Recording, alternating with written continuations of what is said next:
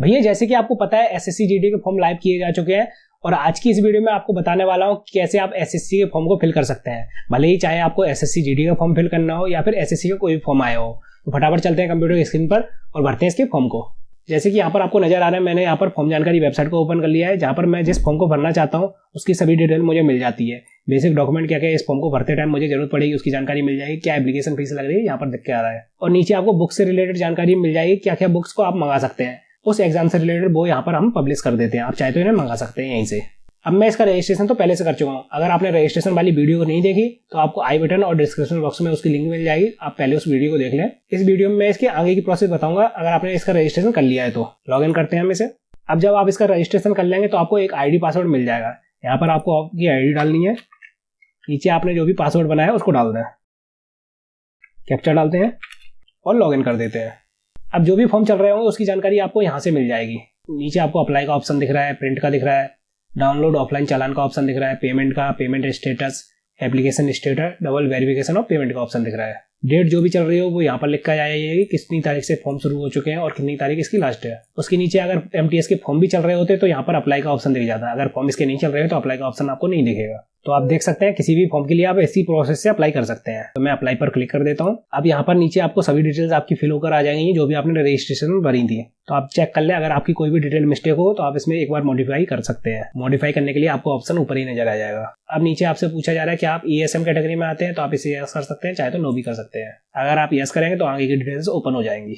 Ex serviceman है, अगर आपकी उम्र ज्यादा हो गई है और आप एज रिलैक्सेशन लेना चाहते हैं तो आप इसमें यस कर सकते हैं, लेकिन जनरल और ईडब्ल्यूएस को एज रिलैक्सेशन में छूट नहीं मिलती है तो इसमें नो कर देते हैं। अगर आप इसमें यस करेंगे तो यहाँ पर ऑप्शन खुल के आ जाएगा, जिसमें अभी मेरे सामने एक ही ऑप्शन आ रहा है। अगर मेरे पास ये है तो मैं इसमें लगा सकता हूँ जनरल के लिए। अगर मैं ओबीसी वगैरह में होता है या फिर एससी एसटी में होता है तो यहाँ पर मुझे और भी ऑप्शन नजर आ जाते हैं, नो कर देते हैं इसे। एनसीसी अगर आपके पास है तो इसमें यस कर सकते हैं, नहीं तो नो कर दें। एग्जामिनेशन सेंटर आप अपने हिसाब से सेलेक्ट कर सकते हैं, जो भी आपने पहला रीजन सेलेक्ट किया उसी हिसाब से आपके आगे के सेंटर सेलेक्ट होंगे। जैसे कि यहाँ पर मैं एमपीआर रीजन सेलेक्ट कर रहा हूँ तो आगे की भी ऑप्शन मेरे पास एमपीआर के ही आएंगे। मूल निवासी स्टेट यहाँ पर सेलेक्ट करना है आपको, और नीचे आपको डिस्ट्रिक्ट बननी है जो भी आपकी मूल निवासी में लिखी है।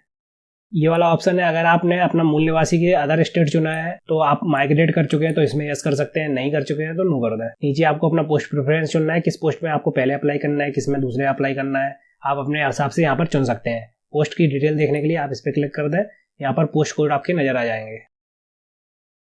नीचे जो भी आपके पास हाईएस्ट क्वालिफिकेशन हो वो आप फिल करें, जैसे आपके पास 10th है या 12th है या बीए वगैरह हो वो आप यहाँ पर सेलेक्ट कर सकते हैं। हाईएस्ट क्वालिफिकेशन सेलेक्ट करने के बाद किस एजुकेशन क्वालिफिकेशन से आप इसकी पोस्ट पर अप्लाई करना चाहते हैं वो सेलेक्ट करनी है आपको।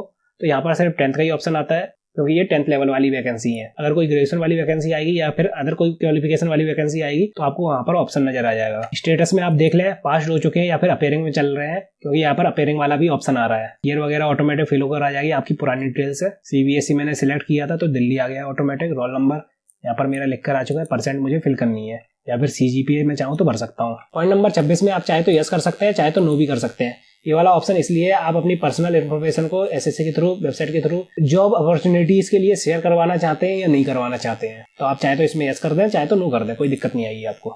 यहाँ पर एड्रेस आपका लिख कर आ चुका है, मोबाइल नंबर, ईमेल आईडी आपकी नजर आ रही होगी आपको। नीचे आपको अपनी फोटो सेलेक्ट करनी है। फोटो आप चाहे तो कोई भी बैकग्राउंड में लगा सकते हैं, लेकिन व्हाइट बैकग्राउंड की है तो ज्यादा अच्छा है। नीचे आपका नाम लिखा होना चाहिए कैपिटल लेटर्स में, जो भी आपकी मार्कशीट वगैरह में लिखा था, और उसके नीचे आपकी डेट ऑफ फोटो लिखी होनी चाहिए, जिस भी डेट में आपने फोटो खिंचवाई हो। फोटो का साइज 20 से 50 KB के बीच में रहना चाहिए। इसके बाद आपको साइन लगाने हैं। साइन आप व्हाइट पेपर पर ब्लैक पेन से चाहे तो ब्लू पेन से भी कर सकते हैं, लेकिन आपको कैपिटल लेटर्स में साइन नहीं करने हैं, वो आपके रिजेक्ट भी किए जा सकते हैं। चाहे तो आप हिंदी में कर सकते हैं, चाहे आप अपने रनिंग हैंडराइटिंग में कर सकते हैं। इसके बाद जो फोटो में डेट डली हुई है, यानी कि यहाँ पर डली हुई है 17/7/2021, वही डेट को आपको यहाँ पर सेलेक्ट करना है जिस डेट में आपने फोटो खिंचवाई है। ये वाला ऑप्शन है कि आपकी डेट उस पर साफ समझ में आ रही है तो आप यस कर दें। अगर आप इसमें नो सेलेक्ट करते हैं तो यहाँ पर लिख कर आ जाएगा कि आप फोटो दूसरी लगाएं, इसमें डेट बिल्कुल साफ समझ में आनी चाहिए। ओके कर देते हैं इसे, यस कर देते हैं। यहाँ पर एग्री पर क्लिक करते हैं और कैप्चा डालते हैं। नीचे प्रीव्यू पर क्लिक करना है, हमें अच्छे से चेक कर लें फॉर्म को, कोई भी मिस्टेक आपसे हुई ना हो इसमें, क्योंकि इसमें फॉर्म को फिल करने के बाद कोई भी करेक्शन का ऑप्शन नहीं रहता है। अब कोई भी यहाँ पर मिस्टेक हुई हो आपसे तो आप एडिट या मॉडिफाई कर सकते हैं। अगर कोई मिस्टेक नहीं हुई तो इसको सबमिट कर दें, ओके कर दें इसे। अब आप यहाँ पर देख सकते हैं आपका फॉर्म एक्सेप्ट हो चुका है। अब आपको आगे पेमेंट कटवानी है, तो आप अभी पेमेंट के लिए आगे बढ़ना चाहते हैं तो आप यहाँ पर यस कर दें। अगर आप यहाँ पर नो पर क्लिक करते हैं तो पेमेंट कटने वाला पेज ओपन नहीं होगा। जैसे मान लीजिए मुझसे यहाँ पर नो हो गया है, अब मुझे दोबारा से फॉर्म को फिल करने की कोई भी जरूरत नहीं है। पेमेंट कटवाने के लिए मैं इस पर क्लिक कर सकता हूँ, डायरेक्ट पेमेंट वाला पेज आ जाएगा मेरे सामने। अब पेमेंट आप ऑनलाइन कटवाना चाहते हैं या फिर चालान के थ्रू ऑफलाइन कटवाना चाहते हैं, तो आप यहाँ से सेलेक्ट कर सकते हैं जो भी आप कटवाना चाहते हैं। वो करते हैं, सबमिट करते हैं। यहाँ पर नीचे यूपीआई का ऑप्शन आ जाता है। आप यूपीआई से गूगल पे, फोन पे या पेटीएम के थ्रू पेमेंट कटवा सकते हैं। अगर आपके पास डेबिट कार्ड है स्टेट बैंक का तो आप इसको सेलेक्ट कर सकते हैं। अगर आपके पास किसी दूसरी बैंक का डेबिट कार्ड है तो आप यहाँ से पेमेंट कटवा सकते हैं। क्रेडिट कार्ड से भी आप पेमेंट कटवा सकते हैं। अगर आपके पास नेट बैंकिंग वगैरह है तो आप यहाँ पर सेलेक्ट कर सकते हैं। उसके बाद आपको उसकी डिटेल वगैरह फिल करनी पड़ेगी और आपकी पेमेंट कट जाएगी। पेमेंट कटवाने के बाद आप प्रिंट पर क्लिक कर दें, आपकी प्रिंट आउट सामने आ जाएगी। आप यहाँ पर चेक कर लें, नीचे लिख कर आना चाहिए फॉर्म इज एक्सेप्टेड, तो ये आपका फॉर्म एक्सेप्ट होगा।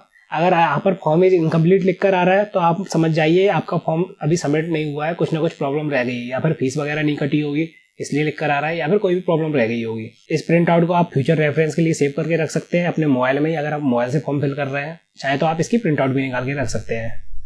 और अगर आपको इसके फॉर्म को फिल करते टाइम फोटो वगैरह अपलोड करने में प्रॉब्लम आ रही है तो आप ये वाली वीडियो को देख सकते हैं, जिसमें मैंने आपको पूरी प्रोसेस बता रखी है कैसे आपको फोटो और साइन का साइज कम ज़्यादा करना है।